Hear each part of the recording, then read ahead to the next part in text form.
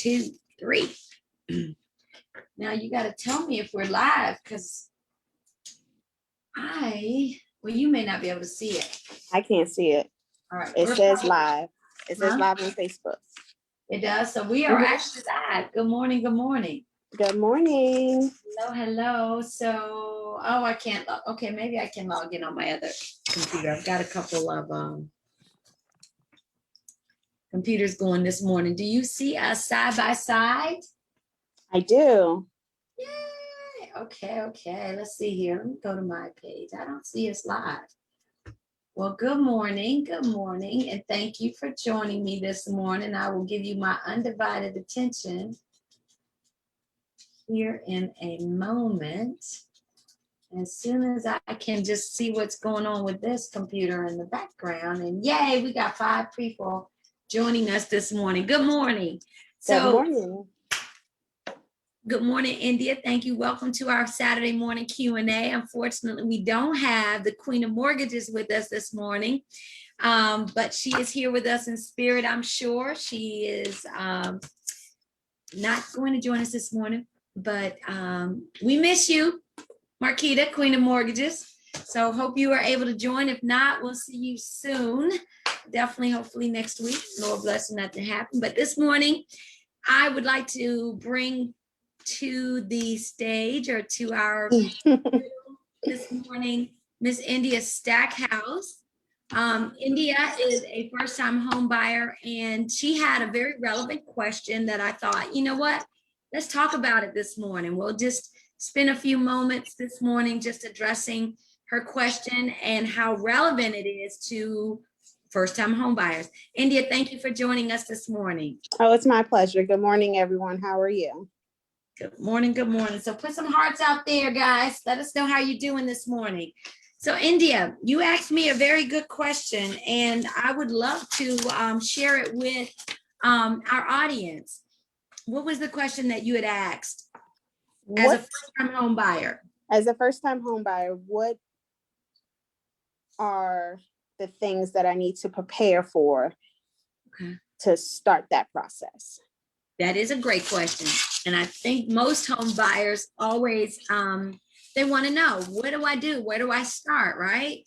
So one of the first things, as many of you have heard the Queen of Mortgage and I talk about or share with you guys, as a first-time home buyer, the first thing you need to do is look at your current financial situation. Do you have debts that you need to pay off? That's probably one of the first things you want to do, is kind of take inventory and say, okay, where am I and what do I need to do? So, looking at your credit, a lot of people nowadays are using different credit-based platforms to monitor credit, like Credit Karma. But also, as you've heard the Queen of Mortgage say, that, it's a good idea to kind of look at those to give you an idea, but it doesn't give you, unless you pay for it, I believe, all 3 platforms. So it's only going to report on one of the credit bureaus. And as you know, there's 3. And but it does give you an idea of where you are. And if there's some things out there that you need to take care of, then that's the first order of business. Is you definitely want to pay off your debt.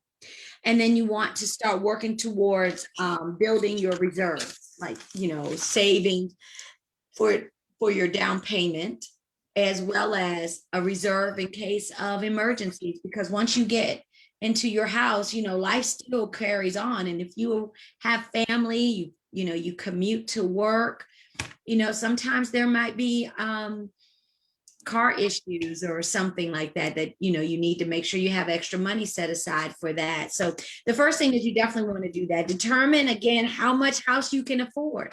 Well, you may not know how to do that. And that's where our Queen of Mortgage comes in. Because once we sit down and have our consultation, we'll start talking about things like, where do you want to live? What location would best serve you and your family's needs? Taking in consideration, as I mentioned, commuting. Do you commute? Most families do commute to work. And usually they commute at least, within a 20-30 minute, mile radius of their home. Mm-hmm. And so you want to factor that in, because as everybody know about the DMV, we do have some really, really tight traffic around here and looking at what your options are for that. But by speaking with the loan officer, she can then give you a clearer picture of where you are with your credit and your debt, and then Mhm. start to say, okay, these are the things you need to put in order or you need to start working on. And then we could collectively, kind of put you together or in touch with maybe a credit counseling service, someone that can help you if there are things that are maybe erroneous on your credit or some things you need to work on removing from your credit in order for you to be in a stronger position financially to buy a home. So again, the key to that is, saving, being able to save, get the credit taken care of, Mhm. and work on your savings.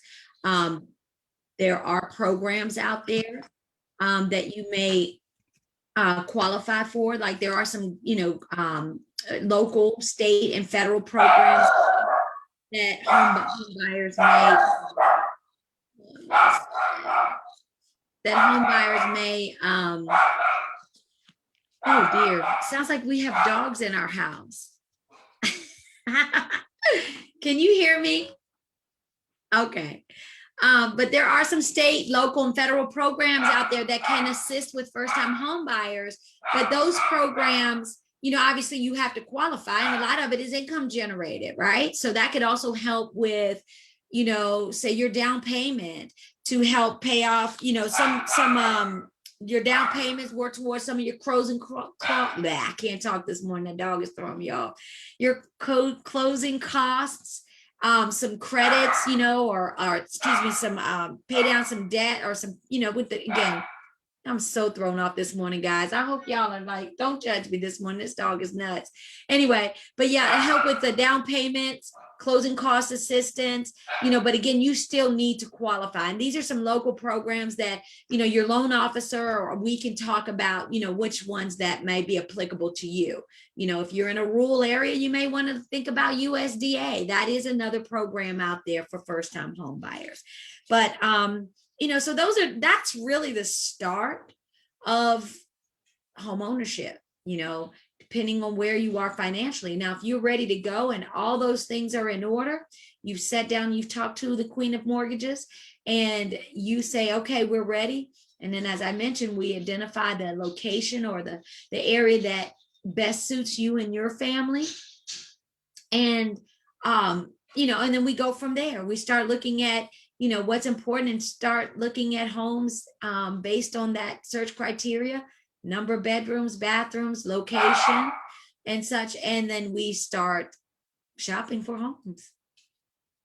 So what else you got for me this morning? Or that you think other first-time home buyers would be interested in knowing? Like what's important to you? When let me ask you, what's important to you when you hire the agent or when you select an agent? What are you looking for? Someone that I can trust, someone that is very trustworthy and will have the best interests for me and my family. Someone who knows what they're doing and not just looking at making the next dollar. Got it. That is a great statement. And certainly that's what most folks are looking for. I mean, I guess in anything that you do in life, right? You want to be able to trust the person that you're working with. And one of the things that what I like to do, as I mentioned, is when we sit down and have our buyer consultation, that's the opportunity for you to interview, or whether it's the agent for the people team or someone else, that is your opportunity to get to know that person, to see if in fact you guys are in rapport. So I like to say that initial consultation is really more or less that interview process, but it's also the interview process as well for the realtor. So both of you sit down and you kind of go over the things that are important to you. Like, again, have you started your search? Where have you started looking? What is important to you as a buyer, in the home that you purchase? Are you working? Have you been chatting with other realtors? And also, are you currently in a lease, and that's also something to take into consideration. If you are in a lease, and you are in a position to buy now, what happens to the end of that lease? Do you have to pay out, the term of the lease, or give how many days or months notice is required? So those are things that we address. And then we start drilling down on the type of house that's important. But again, it is a time that for you to ask questions, for the agent to ask you questions, and to see if you guys are a good fit. Okay. So Okay, those are some really good questions, and those are some very good points that a lot of home buyers are interested in knowing when they buy. Now, let me ask if we have any comments out here this morning. I can't tell. So turning my back on it. I'm just trying to see, is there any other comments from our audience this morning? But yeah, so again, as a first-time home buyer, the first thing you want to do, just recapping, is to definitely pay down your debt and start building your reserves for your down payment.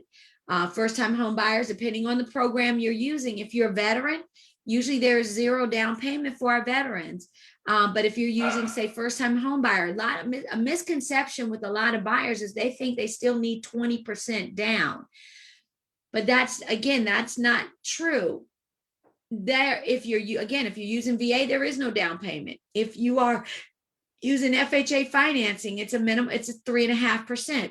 Even conventional now used to be a 20% down program, but there are various lenders out there with different portfolios where you may only need 5% down, or in some cases that may even be less than that. So really, it just depends on what is available, but you definitely don't need the 20% down, especially as a first-time home buyer.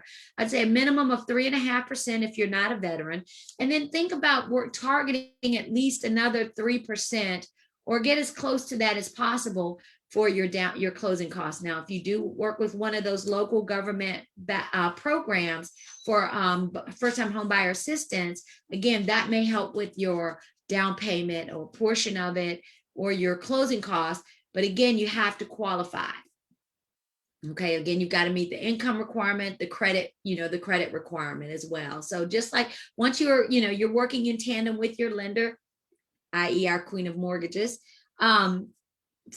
definitely can work and help guide you to what your specific scenario requires.